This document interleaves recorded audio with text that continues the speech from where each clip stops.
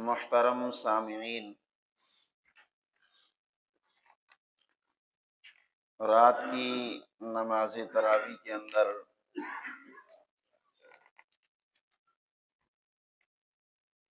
کچھ حصہ سورہ نساء کا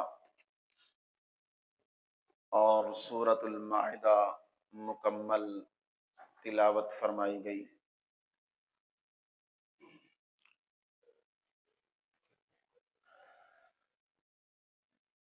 سورۃ المائدہ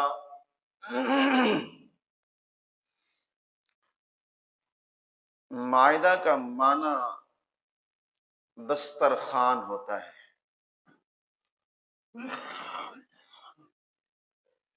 میں پچھلے 4 دنوں سے یہ بات آپ کے سامنے عرض کر رہا ہوں کہ میں نے سورۃ المائدہ تک، فاتحہ سے لے کے مائدہ تک سورتوں کا آپس کے درمیان جو ربط اور تعلق ہے وہ میں بیان کر چکا ہوں۔ مختصراً پھر سن لیں۔ ایاک نعبد و ایاک نستعین، اللہ ہم تیری ہی بندگی کریں گے اور تجھ ہی سے مدد مانگیں گے۔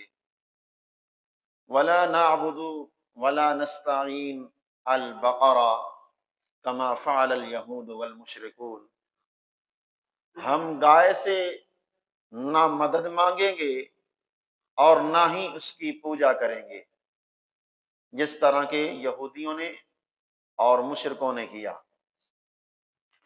ولا نعبد ولا نستعین آل عمران کما فعلت النصارى، اور ہم آل عمران یعنی عمران، حضرت عمران کے گھر والوں کی بھی پوجا پاٹ نہیں کریں گے، یعنی حضرت عیسیٰ اور حضرت مائی مریم کی بھی ہم پرستش نہیں کریں گے، ان کو بھی اپنا الہ اور معبود نہیں مانیں گے، جس طرح کے عیسائیوں نے کیا۔ وَنُؤَدِّي حُقُوقَ النِّسَاء، اور اے اللہ ہم عورتوں کے تمام حقوق ادا کریں گے۔ یہ بندہ اللہ سے وعدے کرتا جا رہا ہے۔ جب یہ سارے وعدے بندے نے اللہ سے کیے، اب سورہ مائدہ کے اندر اللہ سے بندہ یہ دعا کرتا ہے کہ یا اللہ، جب میں بندگی بھی تیری کر رہا ہوں، مدد کے لائق بھی تجھ ہی کو سمجھتا ہوں، اور میں عورتوں کے حقوق بھی پورے کر رہا ہوں، اب تو میرے اوپر انزل علینا مائدۃ رحمتک و انعامک، اپنے انعامات اور اپنی رحمتوں کے دسترخوان میرے اوپر نازل کر دے۔ تو یہ ہے ربط اس سورت کا پچھلی سورتوں سے۔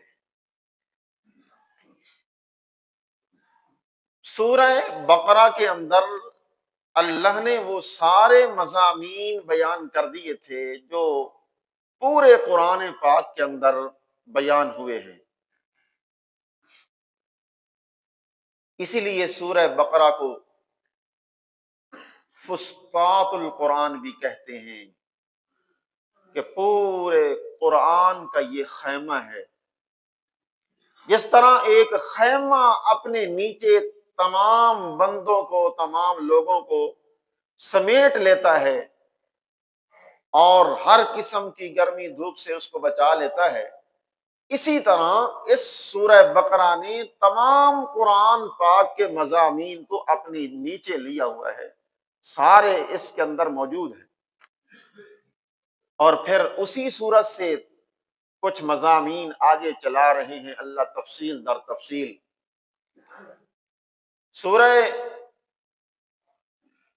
بقرہ کے اندر مسئلہ توحید، مسئلہ رسالت، جہاد کا ذکر، اللہ کے راستے میں مال خرچ کرنے کا ذکر، معاشرے کی بہتری کے لیے اصول اور ضوابط، اور ان اصول اور ضوابط کے اپنانے کے لیے کچھ ایسے حکم جو ان کے لیے معاون ہوں، بطور معاون کے، ان کو امور مصلحہ کہتے ہیں، وہ ذکر تھے۔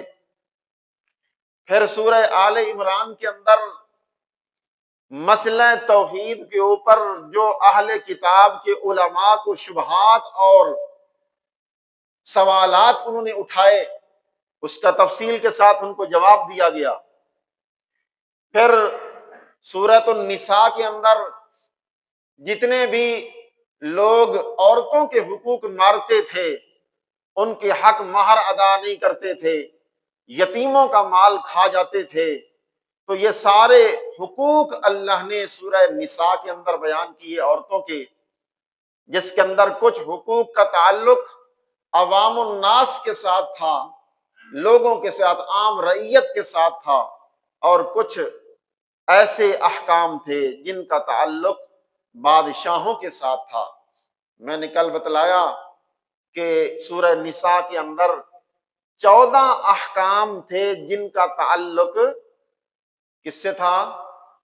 عام لوگوں سے، رعیت سے، لوگوں سے، عوام سے، اور 9 احکام ایسے تھے جن کا تعلق بادشاہوں سے تھا۔ ان کو کہا کہ تم یہ کام کرو، یہ کراؤ، یہ کراؤ، یہ کراؤ۔ اب سورہ مائدہ ہے، اور اسی طرح اس سے اگلی سورۃ الانعام ہے۔ ان 2 سورتوں کے اندر شرک کی ایک خاص قسم کا رد اللہ نے کیا، تردید کی۔ یہ یاد رکھیں، پورے قرآن کا موضوع جو ہے نا، وہ شرک کا رد ہے۔ اللہ تعالی کی توحید کا اثبات اور شرک کا رد، یہ پورے قرآن کا موضوع ہے۔ پورا قرآن اسی مسئلے کے آگے پیچھے چلتا ہے۔ یہ نہ کہنا کہ روزانہ یہی مسئلہ ہے، ہے ہی قرآن کے اندر یہی مسئلہ، اس سے بڑا مسئلہ کوئی نہیں اور، کیونکہ شرک اتنا بڑا گند ہے، اتنی بڑی یہ نحوست ہے، اتنا بڑا یہ گناہ ہے کہ یہ جس آدمی کو چمٹ جاتا ہے پھر اس کے پلے چھوڑتا ککھ نہیں۔ بالکل وہ بندہ کسی کام کا نہیں رہتا، نہ دنیا کا نہ آخرت کا۔ اور حتیٰ کہ اللہ نے اپنے نبیوں کے بارے میں بھی کہا، اگر خدا نہ خواستہ ایسا ہو نہیں سکتا، یہ شرک والی بیماری میری کسی نبی کو بھی لگے گی تو نبی اتنا اونچی مقام والا، اتنی شان والا ہوتا ہے، تو اللہ کہتے ہیں میں اس کے بھی اعمال کو باقی نہیں چھوڑوں گا۔ بے شک وہ نبی ہے، لیکن یہ شرک والی اتنی بیماری ہے، اتنی ایسی نحوست ہے، یہ کسی عمل کو باقی رہنے نہیں دیتا۔ اس لیے اللہ کا پورا زور ہے اس بات کے اوپر کہ لوگوں میری پہچان کرو، میری ذات کو پہچانو، میں کتنی طاقتوں والا ہوں، تمہیں جو کچھ چاہیے مجھ سے کیوں نہیں مانگتے ہو؟ در در کی ٹھوکریں کیوں کھاتے ہو؟ لوگوں کی باتیں جا کے کیوں سنتے ہو؟ قبروں کی جا کے مٹیاں کیوں چھانتے ہو؟ اور بزرگوں اور پیروں اور مولویوں کے پاس، علماء کے پاس یا انبیاء کے پاس جا کے ان کے سامنے جھولیاں کیوں پھیلاتے ہو؟ تم اللہ سے مانگو، اللہ ایسا بادشاہ ہے کہ جو اتنا دیتا ہے بندہ کی وہاں پہ امید ہی نہیں ہوتی، بندے کی سوچ ہی نہیں ہوتی کہ میں نے مانگا کیا تھا، مجھے اس کے بدلے میں اللہ نے دیا کیا ہے۔ تو اس لیے اللہ یہی سکھا رہے ہیں، پورے قرآن میں سبق سکھا رہے ہیں، لوگوں میرے سوا کسی کے سامنے دعائیں نہیں کرنا، کسی کے سامنے جھکنا نہیں، کسی سے اپنی حاجات کا سوال نہیں کرنا، کسی کے سامنے مشکلات پیش نہیں کرنی اپنی۔ تمہیں جتنی مشکل پیش آ جائے، جتنی بھی تمہیں سخت سے سخت ضرورت پیش آ جائے، اللہ کہتے ہیں تم مجھ سے مانگو۔ جب سارے لوگ میرے در کے فقیر بنو گے، میں غنی ہوں، میں حمید ہوں، میرے خزانے اتنے بڑے ہیں کہ میرے خزانوں میں کچھ کمی نہیں۔ اس صورت میں جس شرک کی قسم کی تردید اللہ نے کی وہ ہے شرک فعلی۔ شرک فعلی کسے کہتے ہیں؟ آسان لفظوں میں یہ سمجھو، ایک ہے شرک اعتقادی اور ایک ہے شرک فعلی۔ شرک اعتقادی، بندے کا عقیدہ اور نظریہ اتنا گندا ہو جائے کہ بندہ در در سے جا کے مانگتا پھرے، اس کا عقیدہ یہ ہو، نظریہ یہ ہو، دل کا یقین یہ ہو کہ یہ جس سے میں کچھ مانگ رہا ہوں اور جس کے سامنے میں نے جھولیاں پھیلائی ہوئی ہیں، جس کے سامنے میں نے اپنی قربانیاں پیش کر دی ہیں، میں نے اس کے نام کی منتیں اور نذرانے دے دیے ہیں، تو یہ بندہ، یہ بزرگ، یہ ولی، یہ نبی، یہ فرشتہ، یہ جن، یہ فلاں فلاں، یہ میری حاجات کو جانتا بھی ہے اور پھر یہ آگے اللہ کو پہنچاتا بھی ہے۔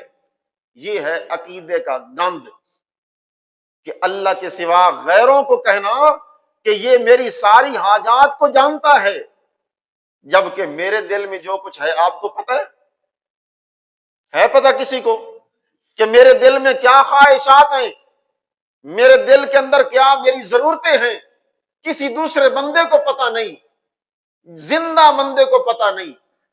یہ کہتے ہیں جو مر جاتا ہے اس کو میری ساری ضرورتوں کا پتہ چل جاتا ہے۔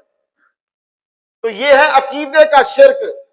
اللہ کہتے ہیں کہ تمہارے دلوں کے رازوں کو جاننے والا میں ہوں، میں تمہاری ساری ضرورتوں کو جانتا ہوں، میں تمہاری ساری حاجات سے واقف ہوں، تمہاری مشکلات کو جانتا ہوں۔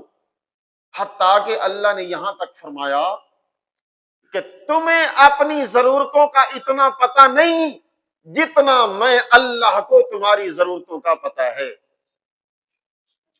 تم اپنی ضرورتوں کو نہیں جانتے۔ پھر اس کی مثال اللہ نے 27ویں پارے میں سورہ نجم کے اندر، وہ درس میں آپ سن چکے ہیں، اللہ نے دی۔ اللہ نے کہا وہ وقت ذرا یاد کرو جب تم ماں کے پیٹ میں تھے اور اس سے پہلے تم مٹی کے ذرات، کیا تمہیں پتا تھا کہ میں مٹی سے پیدا ہونے والا ہوں اور پھر میری یہ ضرورتیں ہوں گی؟ نہیں پتا تھا۔ وَإِذْ أَنْتُمْ أَجِنَّةٌ فِي أُمَّهَاتِكُمْ، اور پھر کہا جب تم چھوٹے بچے تھے ماں کے پیٹ میں، اس وقت تیری جو ضرورتیں تھی تجھے پتا تھا؟ تجھے تو شعور ہی نہیں تھا، تجھے تو علم ہی نہیں تھا تجھے کیا چاہیے۔ اس وقت بھی میں تیری ساری ضرورتوں کو جان کے پورا کر رہا تھا۔ آج جب تو بڑا ہو گیا، آج تو کہتا ہے کہ اللہ کو میری ضرورتوں کا پتہ نہیں، ان بزرگوں کو پتہ ہے۔ اللہ کہتے ہیں یہ غیب کا علم ہے، غیب کا علم میں اللہ کے سوا کسی نبی کو بھی نہیں حاصل۔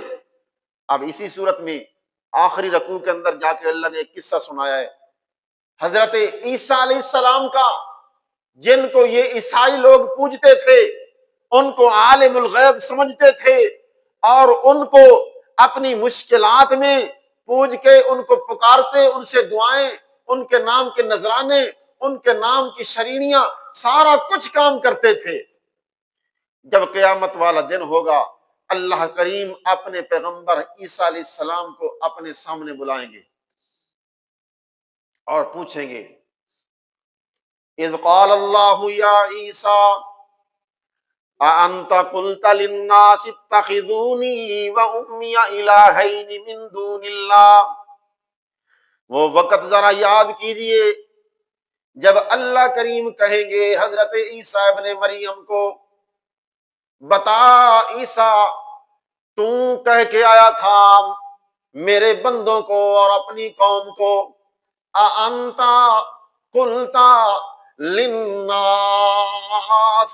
اتخذونی وَأُمِّيَ إِلَٰهَيْنِ مِن دُونِ اللَّهِ، تو کہہ کے آیا تھا کہ مجھے اور میری ماں کو اللہ کے سوا معبود بنا لینا، کہہ کے آیا تھا اللہ کو چھوڑ دینا، مجھ سے اپنی حاجتوں کا سوال کرنا، میرے سامنے اپنی مشکلات پیش کرنا، تو کہہ کے آیا تھا بتا۔ اللہ کے سامنے حضرت عیسیٰ علیہ السلام کہیں گے قال سبحانک، اللہ میں تو دنیا کے اندر بھی یہ اعلان کرتا رہا اللہ تو شریکوں سے پاک ہے. کیا ہے؟ اللہ تو شریکوں سے پاک ہے. اللہ اگر میں تیرے ساتھ اپنے آپ کو یا اپنی ماں کو شریک کرتا تو میری تبلیغ کا کیا فائدہ؟ پھر تو نے خود اللہ نے قرآن کے اندر کہا ہے ما کان لبشر ان یؤتیہ اللہ الکتاب والحکم والنبوہ ثم یقول للناس کونوا عبادا لی من دون اللہ.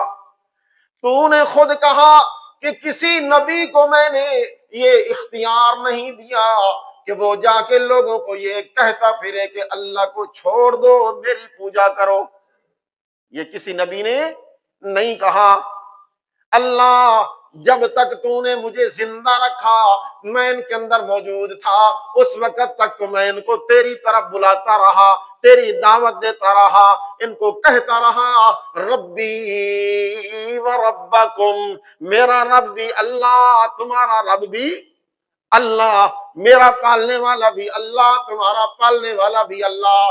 مجھے بھی اپنے باپ کے بغیر پیدا کرنے والا اللہ اور تمہیں اپنے ماں اور باپ سے پیدا کرنے والا بھی اللہ.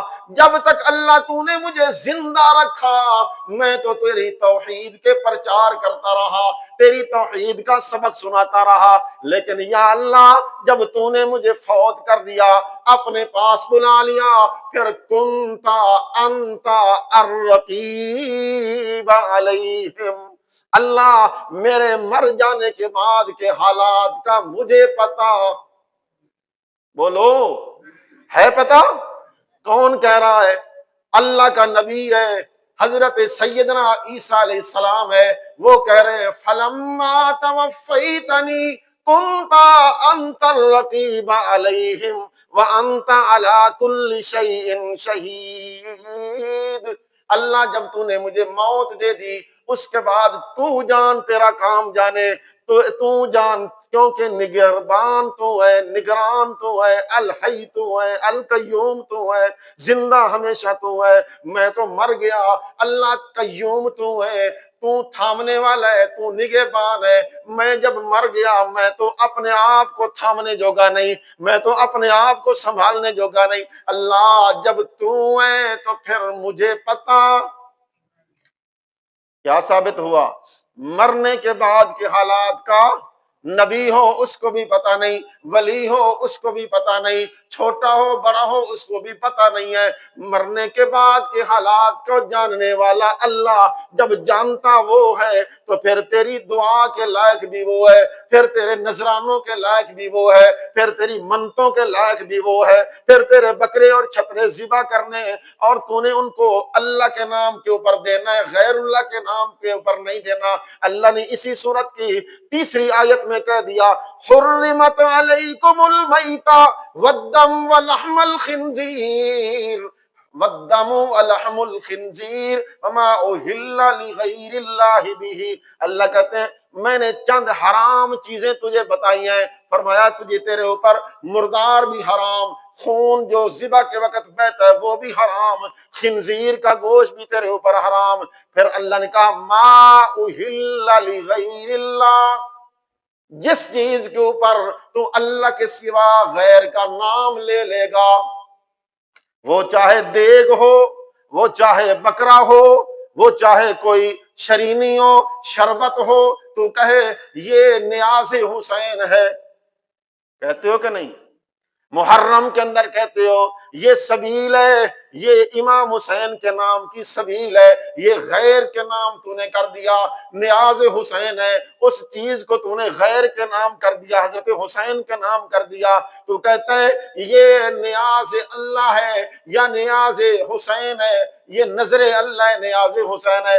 نظر تو اللہ کی مانی لیکن نیاز حسین کی دے دی. اللہ نے فرمایا آدھا میرا تے آدھا بندے کا شرک کر دیا تو نے شریک کر دیا جبکہ اللہ کہتے ہیں نظر بھی میری تے نیاز بھی منت بھی میری تے منوتی بھی میری اگلی صورت میں اللہ نے جا کے مثال دی ہے، تیرا کام کیا ہے؟ تو جب کھیتیاں کاٹتا ہے، غلہ اپنے گھر میں لے آتا ہے، غلے کے حصے کرتا ہے، ایک حصہ اپنے بزرگوں کے نام کا کرتا ہے، ایک حصہ اللہ کے نام کا کرتا ہے۔ جب تو کھاتا رہتا ہے، تیرے اپنے دانے ختم ہو گئے، ہن تو کہنا ہے یار ہن کی کریے، منگیے کسی کو لو، فرمایا چلو گھر پہنے اللہ کا حصہ وہ کھا لیتے ہیں۔ فرمایا تو اللہ کا حصہ تو کھا جاتا ہے، لیکن غیر اللہ اپنے پیر کے نام کا جو تو نے حصہ نکالا ہوا ہے اس کو ہاتھ نہیں لگاتا۔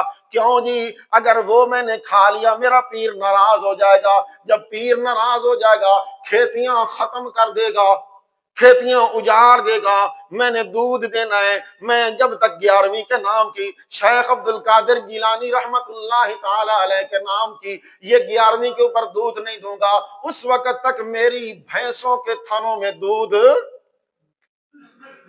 یہ تیرا نظریہ ہے، یہ ہے گند شرک والا، یہ عقیدے کا گند ہے۔ دوسرے نمبر پہ کہا شرک فعلی، شرک فعلی یہ ہے تو کام ایسے گندے کرے، گندے کم کرنا، یہ ہے شرک فعلی۔ یعنی ککڑ اللہ بناوے، اللہ پیدا کرے تے دیویں بابے دے نام دے، بکرے بناوے اللہ، پیدا کرے اللہ، آکھے کالا ککڑ لیا فلانی قبر تے کالا بکرا تے چھترا لے کے آ، ہاں جی اتنے دیگ پکانی ہے جی، اتنے گھر نہیں پکدی، جا کے دربار تے دیگ لانی ہے۔ ہاں جی میرا بچہ نہیں پیوندا، جدوں بچہ پیدا ہوا میں منت پہ مننا، میں اے بچہ اگر بیٹا پیدا ہو گیا تو میں قبر تے لے جاواں گا، میں جا کے پیر صاحب دے نام دی لٹ رکھ دیواں گا۔ یہ ہے گندے کام، یہ ہے شرک والے کام۔ تو کہتا ہے میں جی نواں مکان بنانا ہے، میرے مکان دے اندر برکت انہیں تک نہیں آندی جے میں پرانی کنی اتے مودی نہ کراں، یہ ہے گندا کام شرک۔ تو کہتا ہے میں نے نئی گاڑی لینی ہے، نویں گڈی لئیے تے ہن پیچھے او دے نال پرانی جتی نہ بننا تے میری گڈی ایکسیڈنٹ تو بچنی نہیں، یہ ہے گندا کام، یہ ہے گندا شرک۔ ہاتھوں میں کڑے ڈال لینے، پاؤں کے اندر چنچر ڈال لینے، بڑیاں بڑیاں انگوٹھیاں ڈال لینیاں، بڑے بڑے اپنے گلے کے اندر موٹے موٹے منکیاں والیاں تسبیحاں ڈال لینیاں، ملنگ بنا لینا اور آکھنا میں فلاں دربار دا ملنگاں، میں فلاں دا ملنگاں۔ اللہ دا بندہ تو اللہ دے دربار دا ملنگے، تو اللہ دے دربار دا داتا ہوئی، داتا لاہور والا کون داتا ہے؟ جیڑا دینے والا ہے، ملنگ او دے نام دا بن، جیڑا تینوں جاندا بھی نہیں، جنوں پتہ بھی نہیں میری قبر تے کون آیا ہے تے کون نہیں آیا، اس دے جا کے ملنگ پہ بڑھنا ہے۔ اللہ دا بندہ یہ گندے کام چھوڑ دے۔ اس صورت نے آ کے ہمیں یہ سبق سکھایا اور فتوے لگائے۔ فتوے کس نے لگائے؟ مولوی نے فتوے نہیں لگائے، اللہ نے فتوے لگائے۔ اللہ نے کہا لقد کفر الذین قالوا ان اللہ هو المسیح ابن مریم، اور جس نے کہا کہ عیسیٰ علیہ السلام اللہ کا بیٹا ہے، اللہ کہتا ہے وہ کافر ہو گیا، اس نے کفر کیا۔ جو کہتا ہے حضرت عیسیٰ اللہ کا بیٹا ہے وہ تو کافر، جو کہتا ہے حضرت علی مشکل کشا وہ مسلمان ہے۔ اب وہ میں نے بتایا ہوا پہلے آپ کو، وہ اللہ کا بیٹا کیسے مانتے تھے؟ حقیقی بیٹا نہیں مانتے تھے، بلکہ کہتے تھے جس طرح بیٹوں کی باپ زیادہ سنتا ہے، باپ کو اولاد پیاری ہوتی ہے، باپ اولاد کی موڑتا نہیں ہے، اس لیے وہ کہتے تھے یہ اولاد ہے اللہ کی، اللہ کے پیارے ہیں، اللہ ان کی موڑتا نہیں ہے، اس لیے ہم ان کو پوجتے ہیں۔ اللہ نے فرمایا تم نے ان کو مشکل کشا سمجھ لیا، تم نے ان کے سامنے حاجتیں رکھ دی، وہ تمہارا مشکل کشا نہیں۔ اللہ نے فرمایا جو اس کو مشکل کشا سمجھتا ہے وہ پرلے درجے کا کافر۔ تو علی کو مشکل کشا مانتا ہے، تو رسول اللہ کو مشکل کشا مانتا ہے، تو فلاں کو مانتا ہے، فلاں کو مانتا ہے، کس کس کا نام لوں؟ بہرحال ساری صورت کے اندر اللہ نے اس گندے کام کا رد کیا کہ غیر اللہ کے نام کی کوئی چیز دینی ہے، یہ شرک بن جائے گا، گندا کام ہو جائے گا، شرک بنے گا۔ تو اللہ کہتے ہیں انما المشرکون نجس، مشرک تو نیری پلیتی ہے، نیرا گند دا ڈھیر ہے، اس دے قریب نہ جانا۔ اللہ کریم بار بار کہہ رہے نے ان الشرک لظلم عظیم، اور لوگوں شرک سب سے بڑا ظلم ہے، اس کے قریب نہ جانا، یہ اتنا بڑا گناہ ہے۔ اللہ کے رسول سے پوچھا گیا یا رسول اللہ بڑے بڑے گناہ ہیں، ہمیں ذرا بتلائیے گا سب سے بڑے گناہ کون سے ہیں؟ اللہ کے رسول نے فرمایا سب سے بڑا گناہ الاشراک باللہ، اللہ کے ساتھ شرک کرنا، غیروں کو شریک کر دینا۔ اس لیے رب نے فرمایا یا ایھا الرسول بلغ ما انزل الیک من ربک وان لم تفعل فما بلغت رسالتہ، اے میرے رسول صلی اللہ علیہ وسلم، میں نے جو تیری طرف وحی کی ہے، کیا وحی کی ہے؟ یہی وحی کی ہے کہ اللہ کی پوجا کرنا، اللہ کو معبود سمجھنا، اللہ کی ذات صفات افعال کے اندر کسی غیر کو شریک نہ کرنا، یہ تبلیغ کرتا جا۔ اگر تو نے اس تبلیغ کو چھوڑ دیا تو یاد رکھنا تو نے اپنی رسالت کا حق ادا نہیں کیا۔ جب تو رسالت کا حق ادا نہیں کرے گا تو پھر میرے کاغذوں میں کیا تیری وقت رہے گی؟ اس لیے میرے بھائیوں اس صورت کے اندر اس شرک کا رد ہے۔ بار بار اللہ کہہ رہے ہیں لقد کفر الذین قالوا ان اللہ هو المسیح ابن مریم، لقد کفر الذین قالوا ان اللہ ثالث ثلاثہ، یہ فتوے لگائے اللہ نے۔ تو ساری بات کا خلاصہ یہ ہے کہ لوگوں اللہ تعالی کے ساتھ کسی غیر کو شریک نہیں کرنا، یہ بنیاد ہے، بنیاد۔ اگر یہ گندا کام تم کرو گے تب بھی مشرک بن جاؤ گے، اگر گندا عقیدہ رکھو گے تب بھی مشرک بن جاؤ گے۔ اور اللہ کی قسم، اللہ نے قرآن کے اندر کہا ان اللہ لا یغفر ان یشرک بہ ویغفر ما دون ذلک لمن یشاء، مجھے اپنی عزت جلال کی قسم ہے میں سارے گناہوں کو چاہوں گا تو معاف کر دوں گا، لیکن میں شرک والے گناہ کو کبھی معاف نہیں کروں گا۔ یہ اللہ کا وعدہ ہے۔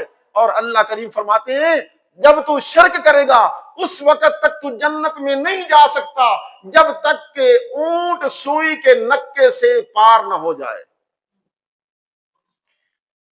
اونٹ سوئی کے نکے سے گزر سکتا ہے؟ یہ اللہ نے شرط لگا دی ہے، اونٹ کو سوئی کے نکے سے تو گزار دے، جنت کے اندر تجھے میں داخل کر دوں گا۔ یہ مشرک کو کہا، نہ اونٹ نے گزرنا اور نہ مشرک نے کبھی جنت میں جانا۔ اس لیے اللہ ہم سب کو اس شرک والی ابدی اور ہمیشہ والی اس گندی بیماری سے ہمیں محفوظ فرمائے۔ وما علینا الا البلاغ۔